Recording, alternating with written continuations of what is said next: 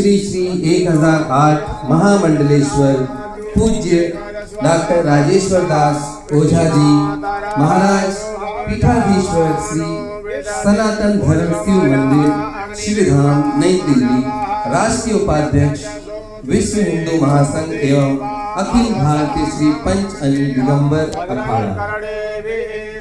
पूज्य गुरुदेव, आपके पावन चरणों में मेरा कोटि कोटि नमन।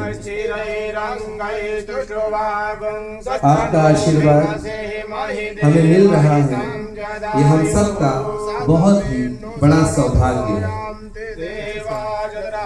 हम सब आपका इस मंच पर आत्मीय श्रद्धा के साथ में स्वागत करते हैं, नमन करते हैं।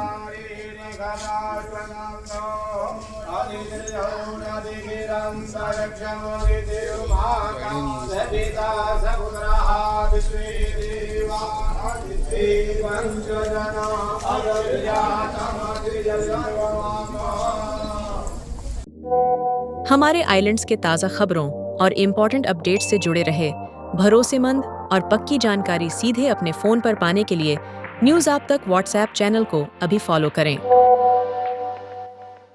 परम पूज्य गुरुदेव अनंत श्री विभूषित श्री श्री 1008 महामंडलेश्वर पूज्य डॉक्टर राजेश्वर दास ओझा जी महाराज पीठाधीश्वर श्री सनातन धर्म शिव मंदिर शिवधाम नई दिल्ली राष्ट्रीय उपाध्यक्ष विश्व हिंदू महासंघ एवं अखिल भारतीय श्री पंच अली दिगंबर अखाड़ा। पूज्य गुरुदेव, आपके पावन चरणों में हमारा कोटि कोटि नमन है। आपका आशीर्वाद हमें मिला, यह हम सब का बहुत बड़ा सौभाग्य है। आपका इस मंच पर हम सभी आत्मीय श्रद्धा के साथ में स्वागत करते हैं। साथ ही हम भव्य नमन करते हैं गुरु माता ममता जी को।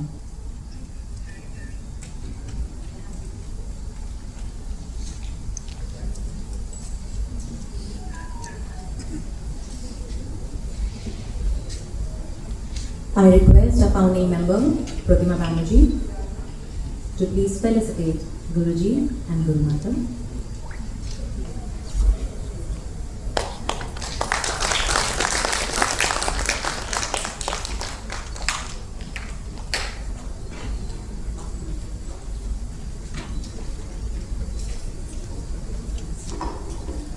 हमारी सनातन संस्कृति में किसी भी अच्छे काम की शुरुआत दीप प्रज्वलन से होती है, जो अंधकार को दूर कर ज्ञान का प्रकाश फैलाता है।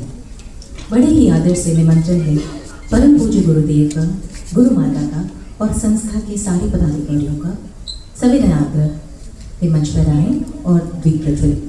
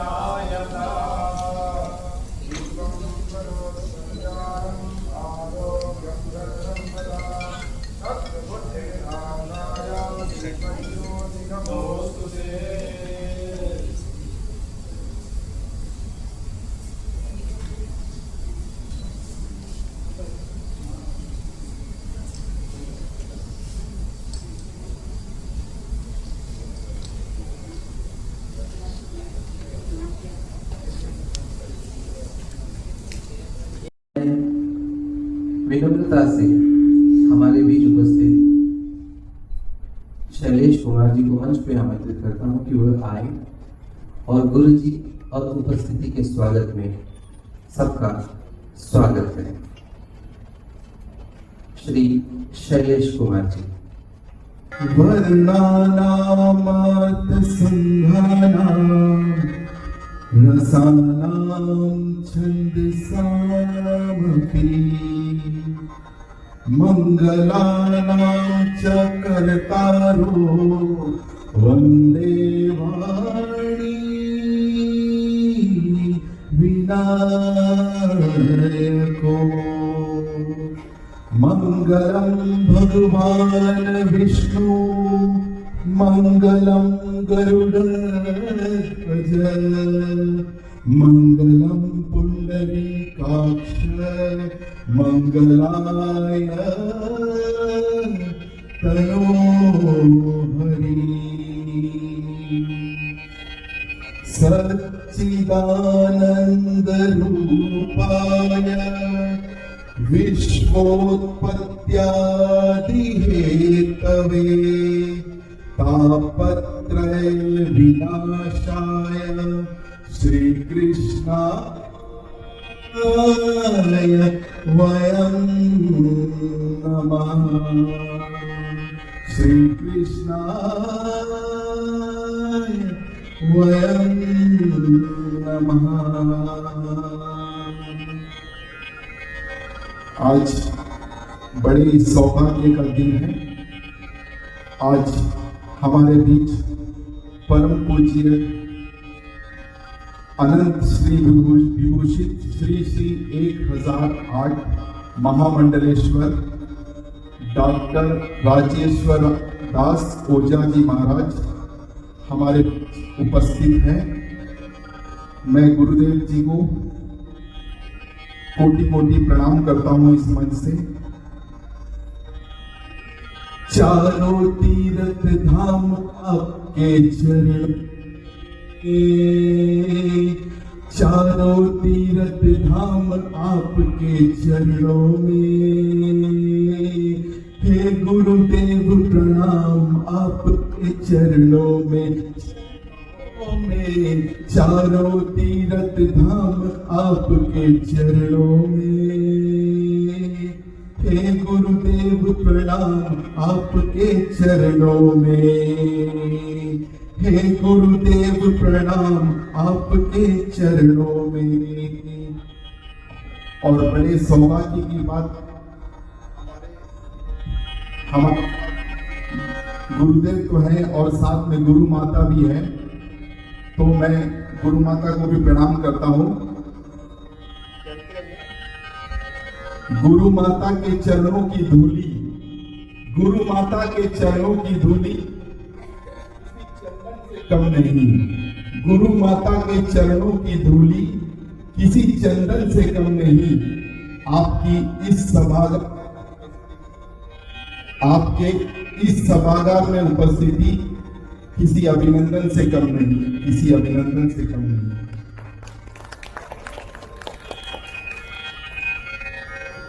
सभी यहाँ पे उपस्थित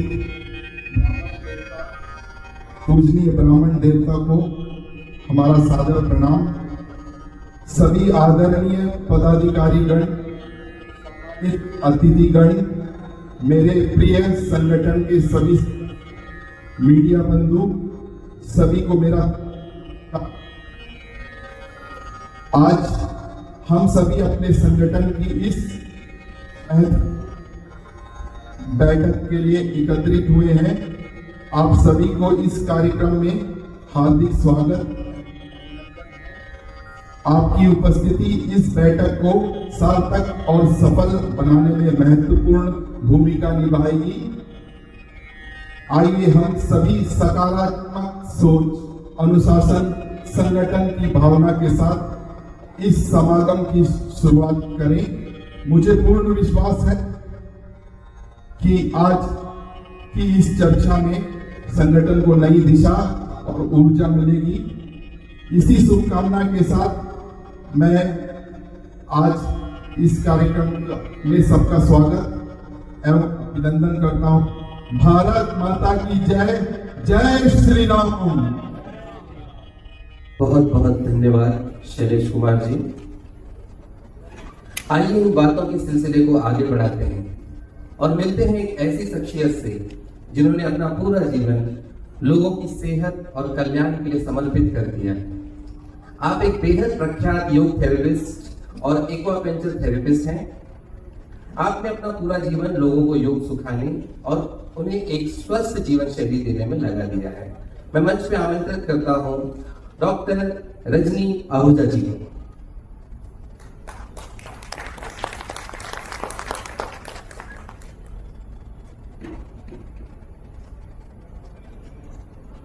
गुरु जी के चरणों में मेरा कोटि कोटि प्रणाम और मुझे इतना सम्मान देने के लिए यहाँ बुलाने के लिए इस मंच पे इस संस्थान का बहुत धन्यवाद। तो आज मैं आपके सामने इस संस्थान से जुड़े हुए इनके कार्य और हमारी विचारधारा जिस पे हम काम करना चाह रहे हैं गुरु जी के सानिध्य से, तो उसके बारे में कुछ बताना चाहूँगी। जैसे कि आपको बताया गया शैलेश कुमार जी द्वारा, सनातन धर्म का मतलब बहुत अच्छे से समझाया गया और सनातन धर्म को हमने देखा है जनरली हमें मिसगाइड ज्यादा किया गया है कि ये सिर्फ एक धर्म बन के रह गया है, मगर हम इस मंच के द्वारा, इस संस्थान के द्वारा जो हमने ये शुरू किया है, तो हम चाहते हैं कि इसमें हम सभी वर्ग, सभी धर्मों के साथ मिलके, सभी श्रेणी के लोगों के साथ मिलके हमारी सोसाइटी, हमारे समाज के कल्याण की तरफ काम करें। तो मुख्य रूप से हमारी जो सोच है और जो प्रेरणा है वो सनातन धर्म को ही लेके चलती है, मगर जहाँ तक मैं समझ पाई हूँ सनातन धर्म का मतलब, तो उसका मतलब यही है कि सेवा को सर्वोपरि रखना, सबसे ऊपर रखना। सेवा को आप क्या समझते हैं सेवा से? सबका अपना अपना मतलब है। शायद गुरु के चरणों का वंदन करना भी सेवा है, शायद अपने समाज में एक पशु को चारा देना, या जैसे कि बहुत सारे लोग करते हैं आसपास गरीबों को कुछ खाना दे देना, वो भी सेवा है। अपने परिवार में अपने लोगों को साथ लेके चलना, वो भी एक सेवा है। अपने समाज में लोगों को साथ लेके चलना, वो भी एक सेवा है। तो सेवा के बहुत रूप हैं और जिस रूप को आप समझ सकते हैं आप उससे जुड़ें और उससे इस संस्थान को सहयोग करने की कोशिश करें। तो हमारा संगठन एक वृक्ष की तरह काम कर रहा है और करेगा आगे, जिसमें राष्ट्रीय समिति और हमारा जो राज्य समिति की शाखाएं हैं और राष्ट्रीय दिशा, हर राज्य में जो हम कार्य करने की कोशिश करेंगे। सेवा के जो हमारे विंग्स बनाए गए हैं, जो पंख हैं, जो विभाग हैं, वो बेसिकली हमने 9 बनाए हैं, जिसमें राष्ट्रीय समाज कल्याण विभाग जो है ये हमारी सेवा का एक हृदय है। तो अगर आप सोचेंगे कि अगर आप राष्ट्रीय समाज कल्याण में हम क्या कार्य करना चाहते हैं, तो इसमें गरीब बच्चों की सहायता, कोई महामारी हुई या आपदा आई किसी प्रकार की समाज में, तो हम लोग इस विंग के थ्रू उन लोगों को सपोर्ट करेंगे जहाँ पे विभिन्न वर्गों का कल्याण के लिए जो कार्य किया जा सके। और संकल्प हमारा यही है कि काम वहाँ करें जहाँ जरूरत है और उसका हिसाब खुले तौर पर रखा जाए। तो इस चीज को बहुत ही एक्सपैंडेड रूप में सबके सामने हम डिस्कस कर सके। तो दूसरा विंग जो हमने बनाया है वो है महिला विभाग। तो नारी शक्ति के बिना तो समाज आगे नहीं बढ़ सकता है, जैसे कि सब जानते ही हैं। ये विभाग महिलाओं के कौशल प्रशिक्षण, स्वरोजगार और कानूनी सामाजिक सहायता देता है ताकि महिलाएं और परिवार अपने पैरों पर खड़ा हो सके। और महिलाओं के बाद हमारा थर्ड विंग जो आता है वो है युवा विभाग। देश का भविष्य युवा है। ये विभाग युवाओं के सेवा के कार्यों को जोड़ता है, उनके नेतृत्व, जिम्मेदारी, भाव जानना और पीढ़ी के योग दर्शन के लिए तैयार करता है। योग दर्शन के लिए तैयार करना, देखिए बहुत बड़ा वर्ड यहाँ चैट जीपीटी ने मुझे बताया है, I am very Frank with you, योग दर्शन। मगर किसी को तैयार करना और किसी को अपने बारे में समझाना और अपनी नियति के बारे में समझाना कोई आसान कार्य नहीं है, और खासकर युवाओं को, क्योंकि युवा जो है वो आपसे सवाल करेंगे, प्रश्न करेंगे। जैसे कि हम अभी देख पा रहे हैं ये इतना बड़ा जो प्रोटेस्ट चल रहा है, तो युवा सवाल करेंगे, मगर आपको इतना सक्षम जरूर होना चाहिए कि आप उनके सवालों का जवाब दे पाए और उनको अपनी सोच समझा पाए। कि आपने अगर ये संस्थान बनाया है तो आप युवाओं के लिए कैसे कार्य करेंगे। तो जब हम पीछे डिस्कस कर रहे थे इस बारे में कि हम युवाओं के लिए क्या कार्य कर सकते हैं, जैसे मैं योगा और वेलनेस से हूँ, वो भी एक विंग है इसमें, तो युवाओं को हम जरूर साथ लेके ये समझाना चाहेंगे पहले तो वो अपने शरीर पे जरूर ध्यान दें, क्योंकि आजकल शारीरिक समस्याएं बहुत ज्यादा बढ़ गई हैं। खाद्य पदार्थों में मिलावट बहुत ज्यादा है, तो जो चीज पहले खा के हमें 10-20 साल खा के इतनी एनर्जी मिल सकती थी, अब वो खा के हमें नहीं मिल रही है और प्रदूषण भी बढ़ रहा है। तो पहले वो अपने स्वास्थ्य पे ध्यान दें। जैसे जैसे स्वास्थ्य ठीक होगा वैसे ही वो लोग अपने मानसिक रूप से अपने आप को सक्षम बनाने की कोशिश करें। मानसिक रूप से सक्षम हम सब लोग हैं अपने अपने वर्ग में। अपने वर्ग पर कहने का मतलब है आपके अपने एजुकेशन सिस्टम में आपने किस तरीके की पढ़ाई करी, कैसे गुरु का नेतृत्व मिला आपको, कैसे माँ बाप मिले। मगर जहां हम एक संस्थान की बात करते हैं, जहां हम युवाओं को लेकर अपने साथ चलना चाहते हैं, तो ये एक बहुत बड़ी जिम्मेदारी का कार्य है, क्योंकि आपको अपनी बात उन तक उस तरीके से पहुंचानी है जहां पे वो आपसे सहमत हो और समाज के प्रति इस सेवा भाव को समझे। सर्वोपरि रखना थोड़ा सा एक भारी शब्द है समझना, मगर इस सेवा भाव को समझे कि सेवा का मतलब ही क्या है, सेवा करनी ही क्यों चाहिए। और सेवा के देखिए 2 तरीके हो सकते हैं, आप स्वार्थ से करें, निस्वार्थ से करें। स्वार्थ तो सब लोग कुछ ना कुछ निकाल के सोच के चले ही आते हैं कि चलिए मुझे नाम मिलेगा, सम्मान मिलेगा, थोड़ा पैसा मिलेगा, थोड़ा फोटो आएगा, थोड़ा मुझे मीडिया पर्सन्स जानेंगे, आगे मैं बढ़ूंगा या बढ़ूंगी। मगर निस्वार्थ सेवा पे जरूर मैं 2 शब्द जरूर बोलना चाहूंगी कि जब आप अपने से ऊपर कुछ सोचना शुरू कर देते हैं तो सब लोग फिर पूरी सृष्टि आपके बारे में सोचना शुरू कर देती है। तो निस्वार्थ सेवा का भाव अगर हम अपने युवाओं में स्पेशली अगर हम डाल सकें तो इस ऑर्गेनाइजेशन, इस संस्थान के द्वारा बिल्कुल हम कोशिश करेंगे। फिर हमारा एक खेल विभाग भी है जिसमें खेल के, जैसे अगर हम बात करते हैं कि हम युवा विभाग भी है और खेल विंग जो है जहाँ पे स्पोर्ट्स के बारे में, अब स्पोर्ट्स तो हम लोग सभी खेलते ही हैं, कुछ ना कुछ बचपन में खेला है, मगर अब आप देख रहे हैं स्पोर्ट्स की इम्पोर्टेंस जो है वो बहुत कम हो गई है। लोग अपने आप को इतना इन्वॉल्व कर नहीं पाते हैं किसी भी तरीके के स्पोर्ट्स में या किसी भी तरीके के खेल में, और खेल सिर्फ अब फोनों का काम रह गया है। फोन उठाया, कोई भी खेल खेलना शुरू कर दिया और बच्चों को भी हम उसी तरफ पुश कर रहे हैं। तो हम स्पोर्ट्स को एज अ रिहैबिलिटेशन, जहां पे आप अपने फोनों को, अपने घरों को, अपने सीमित दायरे को छोड़ के आगे बढ़ें और स्पोर्ट्स से ना कि आपके शारीरिक रूप से जो आपका विकास होता है, स्पोर्ट्स आपको मानसिक रूप से भी बहुत शांति देता है।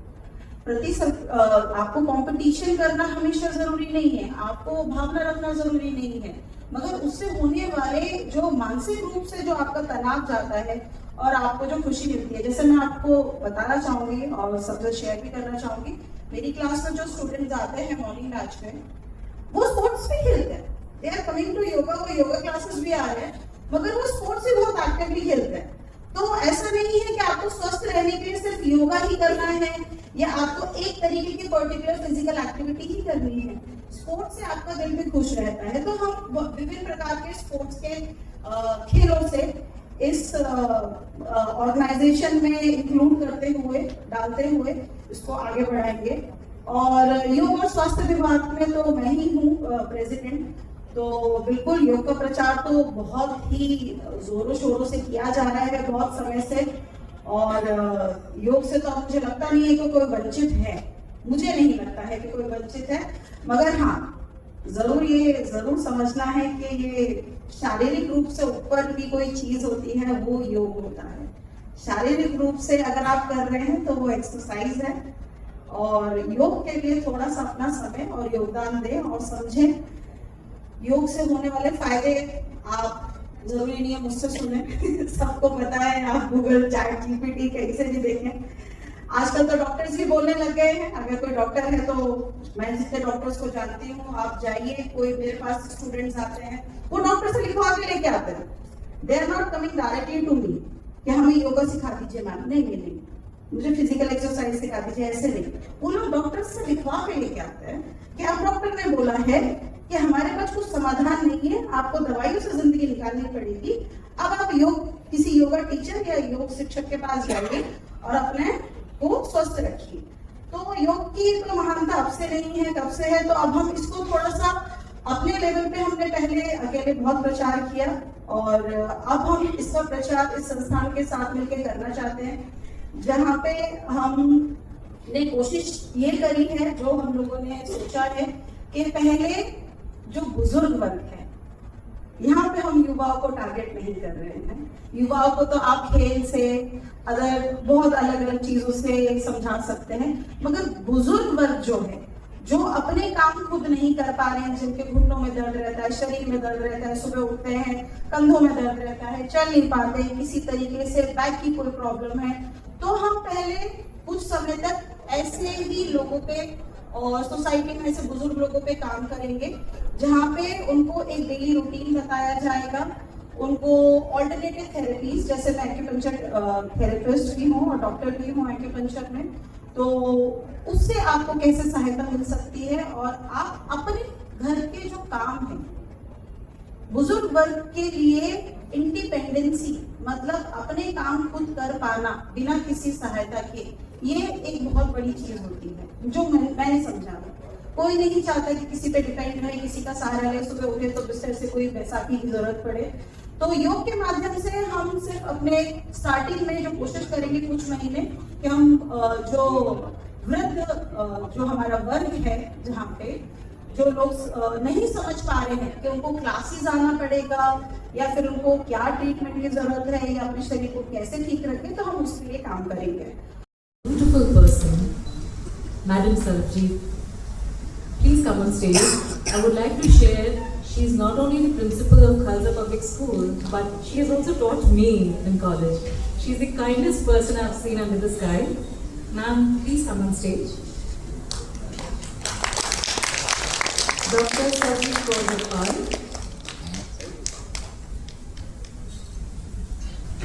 सभी को प्यार भरा नमस्कार। गुरु महाराज जी को तहे दिल से शुक्रिया, अभिनंदन। गुरु माँ, most welcome to our beautiful Andaman Nicobar islands. मैं सभी का तहे दिल से शुक्रिया अदा करती हूँ जो आप एक कॉल पे यहाँ पे आज इकट्ठे हो गए। मैं एक Khalsa public senior secondary school की सिर्फ प्रिंसिपल ही नहीं हूँ, जो मेरा स्कूल है वो मैंने एक एजुकेशनल हब बना दिया है।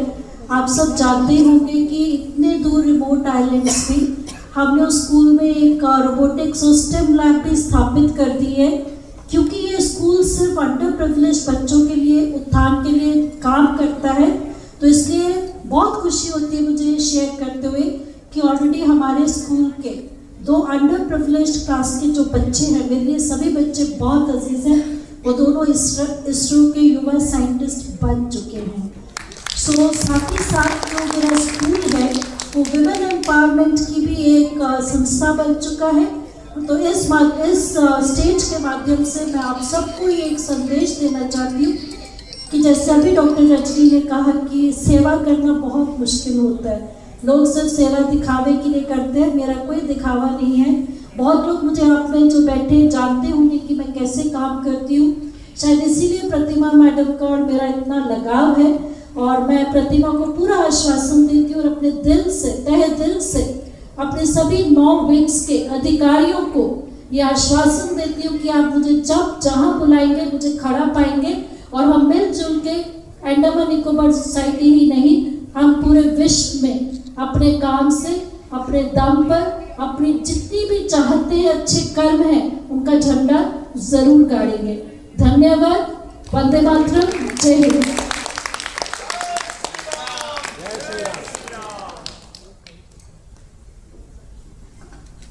Thank you so much, ma'am, for your kind words. So, dear beautiful people, I would like to reiterate today on this lovely evening we have gathered so that with warmth and respect we can felicitate the media. आज हम सब यहाँ पर बहुत ख़ास वजह से इकट्ठा हुए हैं, हमारे अंडमान के उन मीडिया के साथियों को सम्मानित करने के लिए जो दिन रात मेहनत से हम तक सच पहुँचाते हैं। तो कुछ ही देर का इंतज़ार, अब वो पावन घड़ी जिसका हमें उत्सुकता से इंतजार था, आध्यात्म और समाज साक्षात स्वरूप परम पूज्य गुरुदेव दिव्य मार्गदर्शन, दिव्य मार्गदर्शन अब हमें मिलने जा रहा है। से अनुरोध है कि हम सब अपने स्थान पर खड़े होकर गुरु जी को आमंत्रित करें कि वे हम अपने अमृत वचनों से हमारा मार्ग प्रदर्शित करें।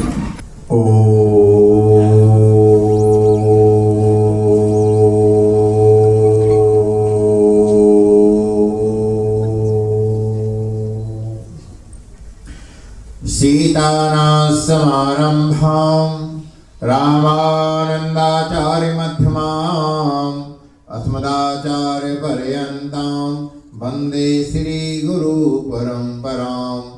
अतुलितबलिधामं हेमशैलाभदेहं धनुजवन्कृशानुज्ञानिनामग्रहणीयं सकलगुणनिधानं वारामधीशं रघुपतिप्रियभक्तं रघुपतिप्रियभक्तं वातजातं नमामि। भारत माता की, भारत माता की, भारत माता की। मंच पे गुरु माता अंडमान निकोबार के प्रकांड विद्वत महाविभूति आचार्य विप्र शिरोमणि श्री जी को कोटि कोटि वंदन, अभिनंदन, अभिवादन, प्रणाम। गंगा यमुना सरस्वती की पावन धरा देवत्य देवी सती स्वरूपा या देवी सर्वभूतेषु शक्ति रूपेण संस्थिता नमस्तस्यै नमस्तस्यै नमस्तस्यै नमो नमः। सभी देवियों को वंदन, अभिनंदन, अभिवादन, प्रणाम। जय माई की हृदय से जय सीताराम। यथानाम तथा गुणः ज्ञान मूर्ति नाम हमारे सर्वश्रेष्ठ मर्यादा से युक्त हमारे सभी देवतुल्य विभूति जनमानस के हृदय आप श्री जी का भी मैं कोटि कोटि वंदन, अभिनंदन, अभिवादन करता हूँ, वंदन करता हूँ। हमारी बिटिया प्रतिमा और भारतीय सर्वोदय संस्थान के सभी हृदय के अंतःकरण से सभी पदाधिकारियों का मैं कोटशाह वंदन और बहुत बहुत साधुवाद, वंदन, अभिनंदन, अभिवादन करता हूँ कि अंडमान निकोबार में आप BSS के स्थापना के पूर्व आप सब लोगों का इतना प्रेम स्नेह हमें प्राप्त हो रहा है, ये हमारे लिए बहुत ही गौरव की बात है। यहाँ पर प्रेस से आए हुए हमारे सभी विभूति जो मीडिया के तत्वाधान में सभी मीडिया बंधुओं को भी बहुत बहुत साधुवाद, बहुत बहुत बधाई और वंदन, अभिनंदन, अभिवादन करता हूँ। तो मेरे साथ ही एक बार मर्यादा पुरुषोत्तम की तरफ चलेंगे, फिर उसके बाद संस्था की ओर हम आप अग्रसर होंगे। श्री राम जय राम जय जय राम, बोलो श्री राम। आवाज आनी चाहिए। श्री राम जय राम जय जय राम, श्री बोलो श्री राम जय राम जय जय राम। हम बोलो श्री राम जय राम जय जय राम। बोलो मर्यादा पुरुषोत्तम श्री रामचंद्र जी महाराज की, बोलो राघवेंद्र सरकार की, श्री हनुमान जी महाराज की, बोलो शेरावाली माता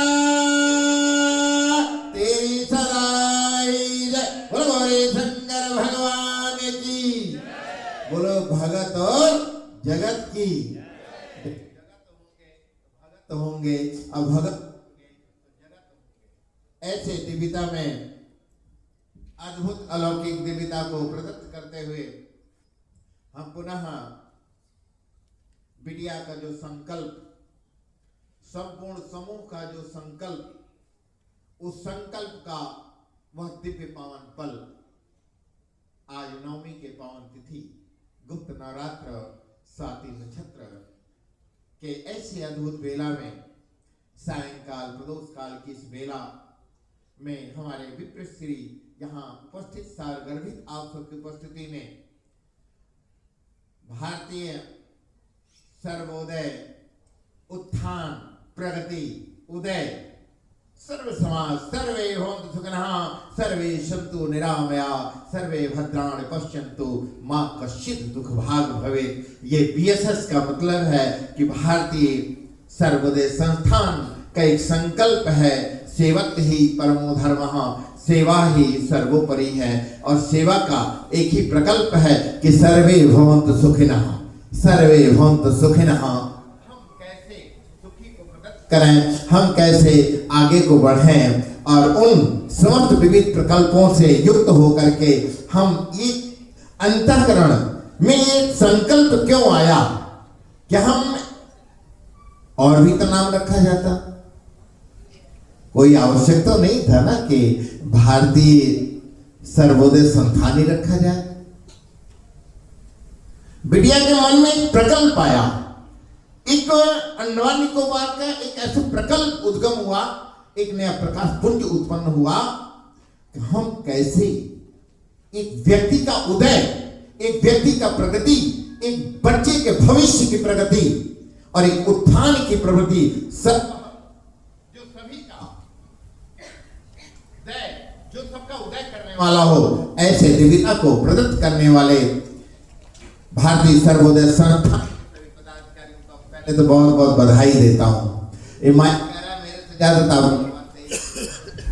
तो ऐसे में हम सब लोग बहुत गौरवशाली हैं कि आज इस प्रकल्प में ये मेरा जो परिवार है, आज से आप सब मेरे परिवार हो गए। कौन कौन मेरा परिवार पहले बताएं भाई, फिर मुझे किस बात की चिंता। जिसका परिवार इतना विशाल हो उसे किस बात की चिंता। जिस पे परिवार नहीं है चिंता करे, और जिस पे परिवार है वो क्या चिंता करे। ये मेरा परिवार है, ये मेरा संपूर्ण। मैं कभी नहीं सोचा था कि अंडमान निकोबार मैं आऊंगा और मेरा एक ऐसा प्रेम स्नेह बंधन और मेरा एक परिवार मुझे प्राप्त होगा।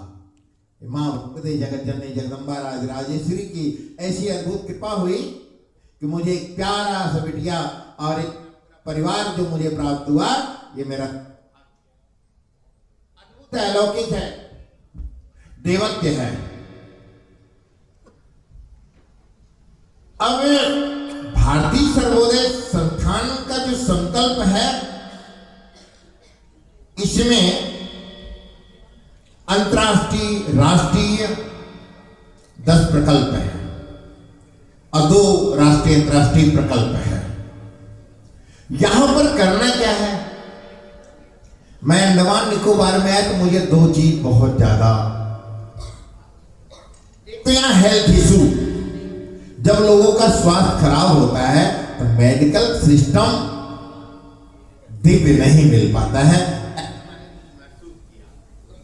आप लोगों को ज्यादा पता है, क्योंकि अगर कोई गंभीर बीमारी हो जाए तो हमें ऐसा लगता है कि प्रदत्त नहीं हो पाता है, और प्रदत्त न होने के कारण से कि हम ऐसा क्या करें, आ जाएगा, ऐसा क्या करें कि जिससे कि हमारी माताओं बहनों बेटियों को और समाज में एक नया चिकित्सा हमें प्राप्त हो जाए।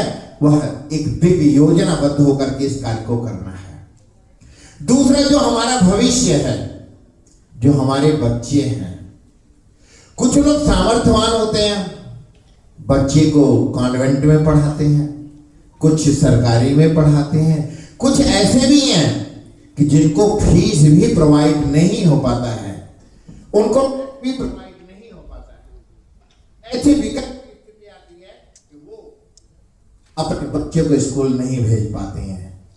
तो मैं चाहता हूं फाउंडेशन के तत्वाधान में ऐसे जो बच्चे हमें मिले या हमारे परिवार को कहीं पर भी मिले तो हम उसके शिक्षा के लिए उसको प्रेरित करें। फीस की जरूरत है फीस देंगे, और ट्रिप्स की जरूरत है देंगे, परंतु उसको शिक्षार्थी बनाएंगे। और जब शिक्षार्थी बनेगा तो मेरे देश का भविष्य उज्ज्वल। शरीर माध्यम खल धर्म साधना। अभी व्यायाम डॉक्टर साहब थे। ये शरीर कैसे हो? अब एक प्रकल्प ये है कि हम देर तक सोते हैं। सूर्योदय के बाद उठने वाले तो वैसे गोडों से परेशान हो जाते हैं, उनको गठिया की वाय हो जाती है, शरीर टूटने लगता है, पेट खराब रहता है, मोशंस डिस्टर्ब रहते हैं, गैस्ट्रिक एंजाइटी से परेशान रहते हैं, डिप्रेशन के पढ़े लिखे शिकार हो जाते हैं। तो यहां पर हमने क्या देखा कि योग होना चाहिए और सभी को प्रेरणा कराएं कि समय से आहार लीजिए, समय से विश्राम कीजिए और सूर्योदय से पहले उठिए तो आधी बीमारी आपकी अपने आप समाप्त हो जाएगी। तो एक व्यायाम, आयुर्वेद, फिजियोथेरेपिस्ट, ये सारी क्रियाएं भी इस फाउंडेशन के द्वारा ये भी प्रदत्त किया जाएगा। ये सब प्रकल्प है इसमें। दूसरा प्रकल्प है कि हमें अपने बच्चों को संस्कार देना है। संस्कार कौन देता है? माता जी। मगर अब जो एक मोबाइल आ गया है हमारे आपके बीच में, इस मोबाइल से ना थोड़ी सी दूरी बनाओ।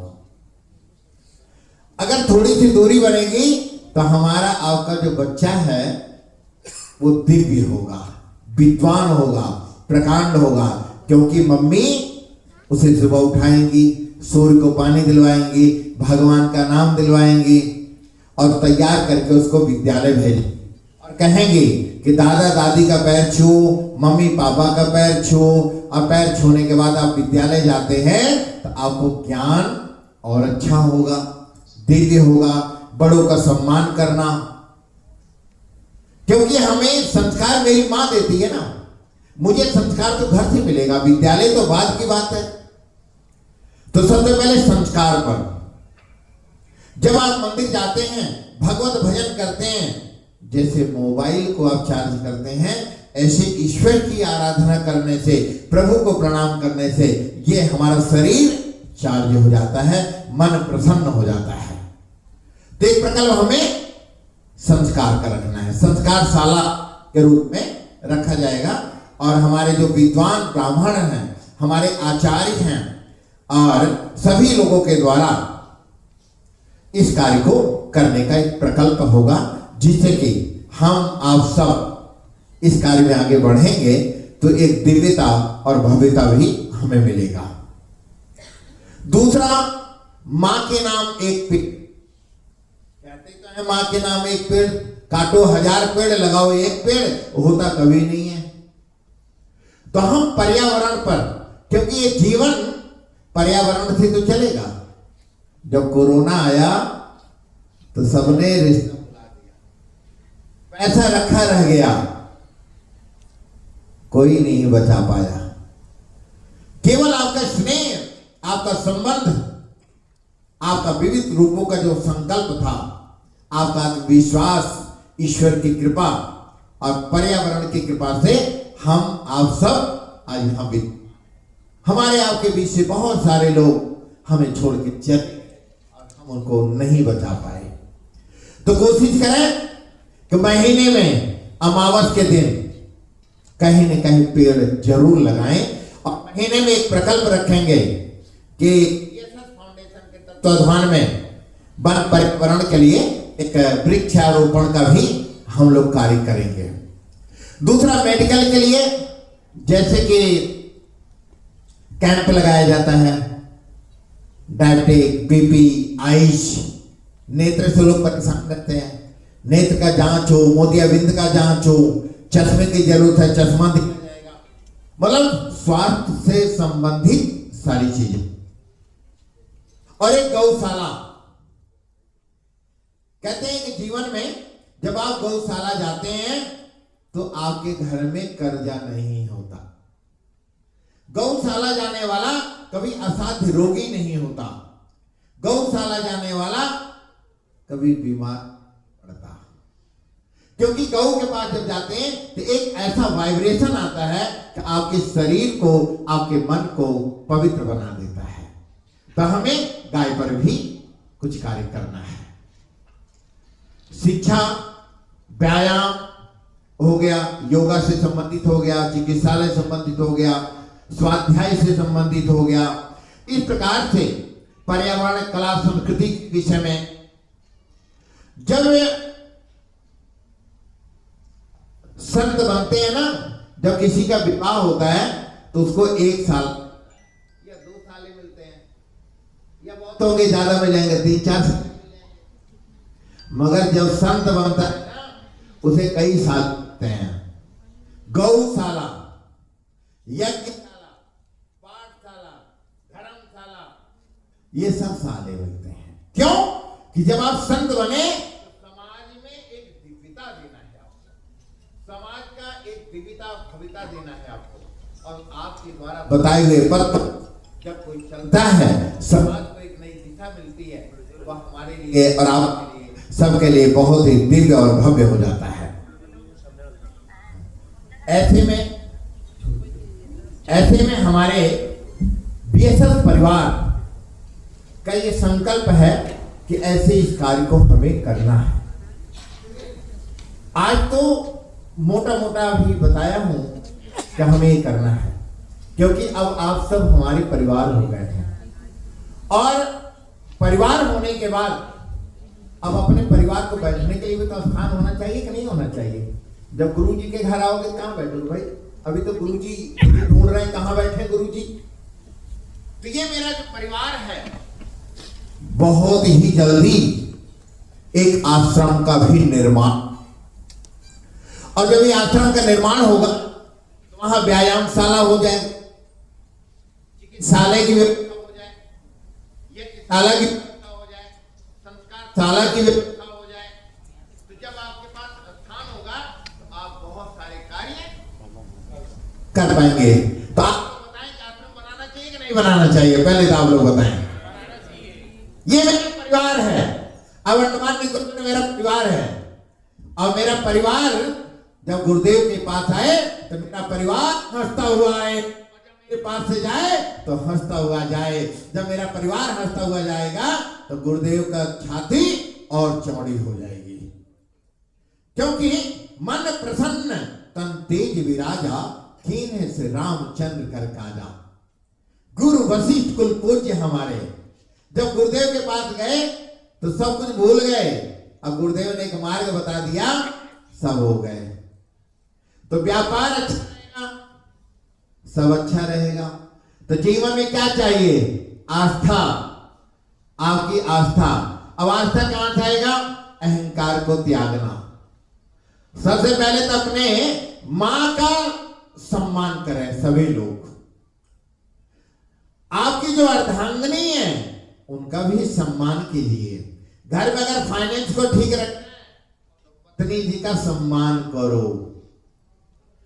कुंडली में चंद्रमा, मदर, मां, सूर्य, पिता, आपके पिताजी अगर खुश हैं, सबसे पहले आशीर्वाद कौन देगा? आपके पिताजी, आपके पूर्वज, आपके दिव्य, आपकी भव्यता। मंगल, आप भाई प्यारा है, भाई से प्यार होना चाहिए, स्नेह होना चाहिए।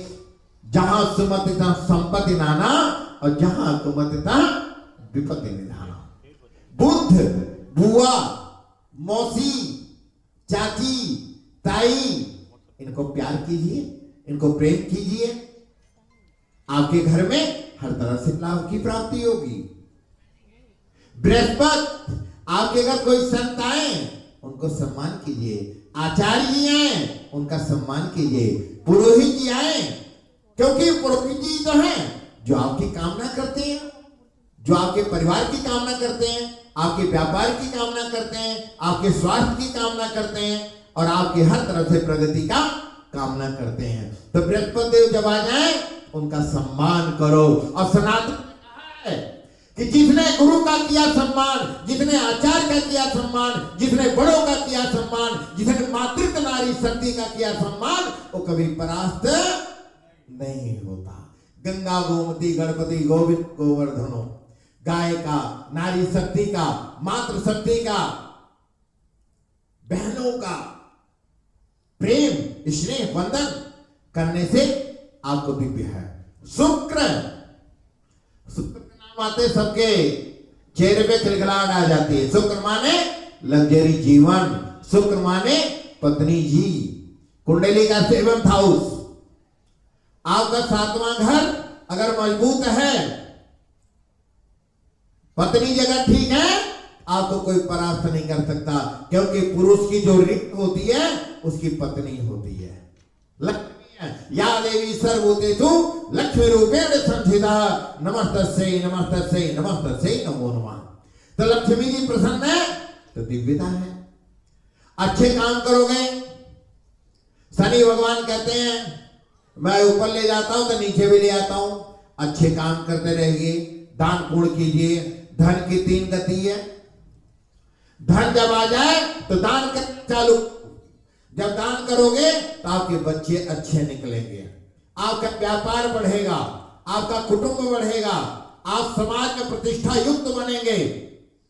और अगर आपने दान नहीं किया तो व्यसन में आ जाएंगे। जब व्यसन होगा, गलत संगत होगी, तो आपका धन निष्क्रिय हो जाएगा, फिर से कोई बचाने वाला नहीं होगा। तो यह किसाला इसीलिए कहते हैं कि सेठ साहब जो होते हैं दान पुण्य करते हैं। हर व्यक्ति दान करता है, कोई ज्यादा, कोई कम करता है, कोई थोड़ा सा ज्यादा करता है, मगर करता सभी है।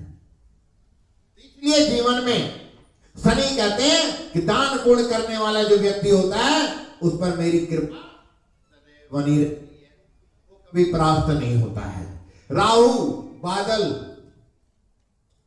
आपके कुर्ते को कोई नाप ना पाए, आपकी स्थिति को कोई भाप ना पाए, आप कितने बड़े सेठ हो कोई भाप ना पाए। वो है राहु, वो है नीलांबर, वो है नीले वाला। बादल को कोई नाप पाया? जहां से देखते हो देखते हैं बादल है। तो ऐसे जब आप दान पुण्य यज्ञ अनुष्ठान और धार्मिक कार्यों में रहते हैं तो आपको कोई भाप नहीं पाता। और भगवती की ऐसी कृपा होती है, कहते हैं कि सेठ साहब माता जी आती है, बहुत बड़ी हैं, बहुत दान पुण्य करती हैं।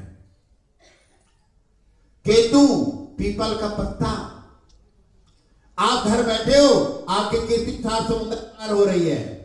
आप कहां हो? कहीं गए, दान कराए, मगर बात ये हुई कि माँ आई थी, बहुत अच्छी थी, भैया आए थे, बहुत अच्छे थे।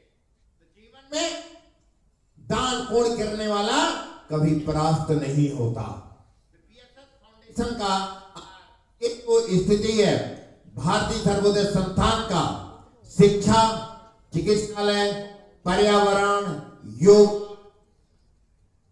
और कला केंद्र, खेल स्पोर्ट्स, महिला सशक्तिकरण, बाल एवं संस्कृति विभाग, मैंने बताया पशु पर्यावरण, जल होगा। यहां तो एक तरफ जीवात्मा है, 3 तरफ पानी है, तो जाओगे कहां? तो जब देखोगे पानी ही देखोगे, कहोगे जल तत्व ही ठीक है। तो जल तत्व ठीक है तो वृक्षारोपण कीजिए। जब आप वृक्षारोपण करेंगे तो आपको सुंदर वायु मिलेगी। जब सुंदर श्वास मिलेगा, सुंदर ऑक्सीजन मिलेगा, तो आपकी आयु और दिव्य होगी और आपको कभी कोई असाध्य रोग नहीं होगा। और पशु एवं पर्यावरण का हो गया।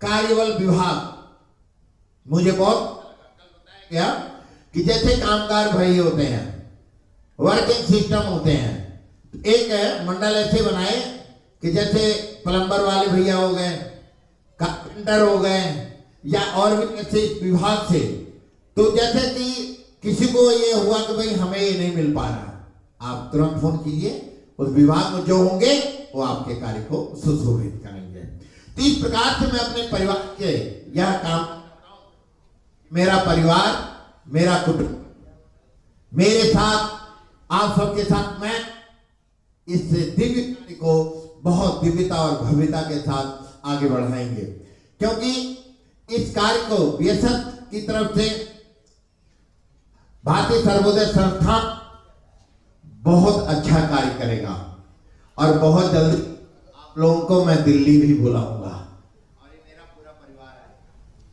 है। ना मेरा काम है, आना आपका काम है। आएंगे भी खाएंगे भी, आना फ्री जाना फ्री, पकड़ेगा फ्री। तो आप सबका स्वागत दिल्ली में भी करूंगा मैं, और आप सब हमारे हृदय हैं और बहुत जल्दी इस कार्य को संपादित करेंगे। बिटिया परिचय प्रसन्नता है कि आज अपनी माताओं का, मैया का दर्शन का और सभी बहन बेटियों का दर्शन हो रहा, भाइयों का, तो मेरे लिए बड़े गौरव की बात है। तो आप सब हमारे दाहिने हाथ हैं, आप सब हमारे हृदय हैं, और कभी भी कहीं पर भी जब भी आप याद करेंगे तो मैं स्वयं आप सब साथ रहूंगा, ये मैं वादा करता हूँ। और आप सबके लिए एक बार फिर कहता हूँ, जय सीताराम, जय सीताराम, जय सीताराम। वंदे वंदे वंदे बीएसएफ बीएसएफ बीएसएफ बीएसएफ। जय भारतम, जय Bharatam. Andaman Shikha, Eco of India, Andaman Chronicle, Wave Andaman, Nicobar Times, News Up Tak, Mirror Andaman, Island News, People's View, Andaman Times 24/7। बड़े कंजूस है आप लोग, आपके मीडिया पर्सन हैं, आपकी बात लोगों तक पहुंचाते हैं। News from Andaman, V news Andaman, star news, news संघर्ष, आज तक अंडमान। देखिए अंडमान नाम है मीडिया चैनल्स की, what a wonderful thing. Digital Andaman, Andaman news, Andaman insider and voice of Vishwanath. Round of applause, let us celebrate the media person so much. सबसे पहले सबको राधे राधे मेरी ओर से, हमारे संस्थान की ओर से। आज यहाँ आप आए और आप सभी हिस्सा हैं इस संस्थान का। पंडित जी, गुरु जी हमारे साथ और हमारे मेंबर्स, सब हम कोर मेंबर्स हैं और ये एक कोर मेंबर्स मीट रही है। तो आप सबको मैं पहले तो थैंक यू करना चाहती हूँ कि आप हम इससे जुड़े। सबसे पहली बात तो ये है कि एक संस्थान ऐसा है जो आगे चल के अभी से ही जो एक संकल्प है कि हमें कार्य करना है और मिल के करना है, एकजुट होके। तो ये संकल्प लेके जो है संस्थान का इनॉग्रेशन, जो ग्रैंड लॉन्च जो है वो 25 को किया जाएगा। और गुरुदेव हमारे साथ हम दिल्ली श्री श्री हमारे श्री श्री 1008 महाचार्य डॉक्टर राजेश्वर दास ओझा दिल्ली से में आए। तो अंडमान निकोबार में ऐसा है कि गुरुदेव जी, मुझे ऐसा लगता है कि बिल्कुल आराम से अवेलेबल हो गए हैं यहाँ पे। बट मैं जब भी ट्राई करती हूँ गुरुदेव से कुछ बात करनी है या इसी संस्थान के दौरान, तो बहुत दिक्कत होती थी क्योंकि हर दिन ट्रैवल होता था, हर दिन हर जगह पे। क्योंकि भले ही बागेश्वर धाम होने दीजिए या वृंदावन होने दीजिए, और ऐसी कई जगह पे उनका आना जाना लगा ही रहता है। और कई लोगों से मिलना और कई लोगों के इनको इनविटेशन मिलना, तो इसमें बहुत दिक्कत हमें भी होती थी। बट अब तो गुरुजी को हमने पकड़ ही लिया है ताली मार सकते हैं। तो मेरे साथ आज हमारे बीच कोयल जी हैं जो होस्ट कर रहे हैं आज इस इवेंट को। और बहुत लास्ट मोमेंट पे मैंने इनको बोला, और मैं हमेशा इनको लास्ट मोमेंट पे बोलती हूँ, कभी मुझे मना नहीं करते। Thank you. और मैं चाहूँगी गुरुदेव जी का आशीर्वाद कोयल जी को मिले। और तो हमारी तरफ से एक छोटा सा टोकन ऑफ लव जो है कोयल जी को।